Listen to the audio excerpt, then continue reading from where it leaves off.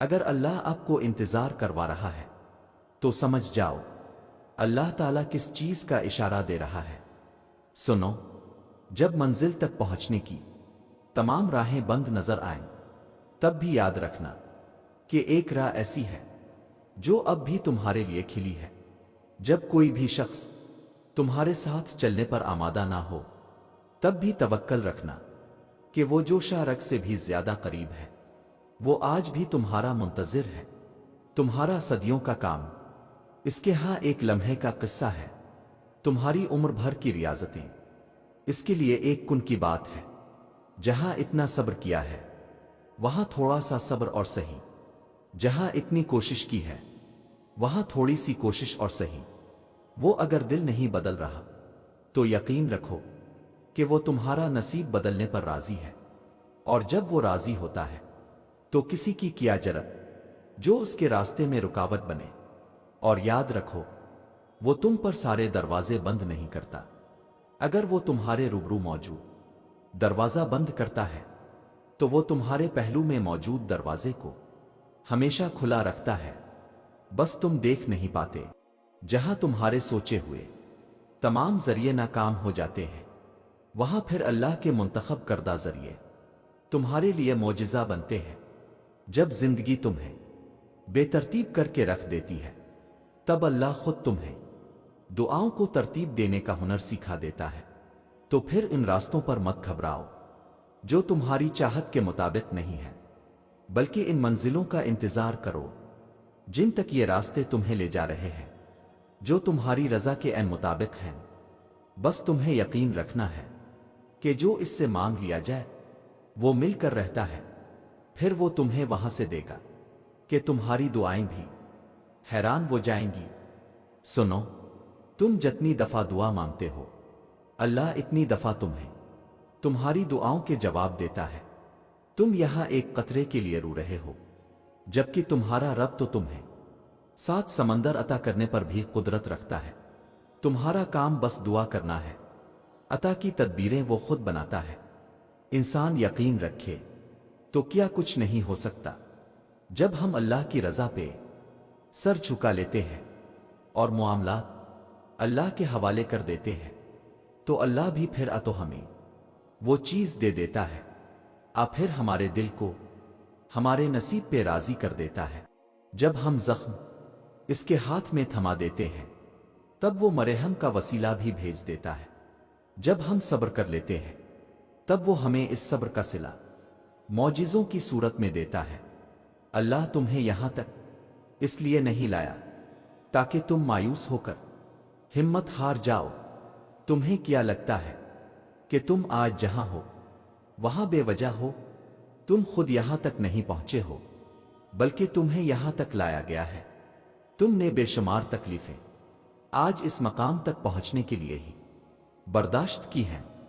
اتنا سفر طے کرنے کے بعد آج جب منزل تمہارے سامنے کھڑی ہے تو تم کیوں ہار گئے ہو؟ اتنے کٹھن صبر کے بعد اب جب صلہ ملنے کا وقت آیا ہے تو کیوں راستے میں ہی ٹھہر گئے ہو؟ اٹھو، اب تو سفر ختم ہونے کو ہے۔ اب تم منزل کے نہیں بلکہ منزلیں تمہاری منتظر ہیں۔ اب تمہیں معجزوں کا نہیں بلکہ معجزوں کو تمہارا انتظار ہے۔ اب کن تمہاری ایک آخری دعا کا اردے باندھے ہوئے ہے کہ یہاں تم مانگو اور وہاں تمہیں منہ سے نکلی پہلی فریاد پر نواز دیا جائے۔ اب صبر کے زمانے گزر گئے، اب صلے کا وقت ہے۔ اب بات سسکنے کی نہیں رہی، اب قبولیت کا وقت ہے۔ اب مسافتیں ختم ہونے کو ہیں، اب آنسوؤں کے مسکراہٹوں میں بدلنے کا وقت ہے، کسی اور کا نہیں۔ اب یہ تمہارا وقت ہے۔ ہزاروں مایوس لوگوں میں سے اگر اس نے تمہیں دعا کی توفیق دی ہے تو پھر وہ کیسے تمہاری دعا رد کر سکتا ہے؟ جس نے دعا کا حکم دیا ہے اس نے قبولیت کا وعدہ بھی کر رکھا ہے، تو پھر اس دل کو منا لو یقین پر اور اس کو اپنی رضا میں راضی کر لو۔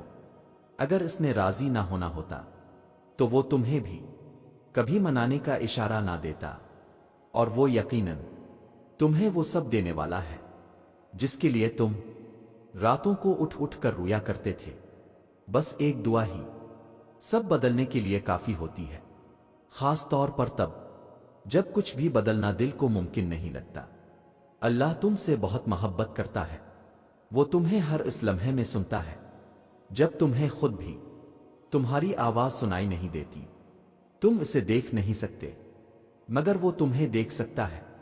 وہ جانتا ہے تمہیں پریشانی ہے، وہ جانتا ہے تمہارے کرب کو، تو پھر تم اس کے سننے پہ شک کیوں کرتے ہو؟ کیوں دل میں یہ وسوسے لاتے ہو کہ اللہ تمہیں دیکھ نہیں رہا؟ جو چیز تمہیں اللہ کے سوا کوئی نہیں دے سکتا، اسے انسان سے کیوں مانگتے ہو؟ جس یقین کا حقدار اللہ کے سوا کوئی نہیں ہے، وہ یقین انسان پہ کیوں رکھتے ہو؟ جس محبت کا حقدار صرف اللہ ہے، وہ محبت انسان کو دے کر پھر نصیب سے شکو کیوں کرتے ہو؟ تم اللہ کو راضی کرنا سیکھو، باقی سارے خود ہی پھر راضی ہو جاتے ہیں۔ کبھی اس کے علاوہ کسی سے کچھ مت مانگو، اور نہ کسی سے کسی بھی چیز کی امید رکھو، پھر چاہے وہ ہمدردی ہو محبت۔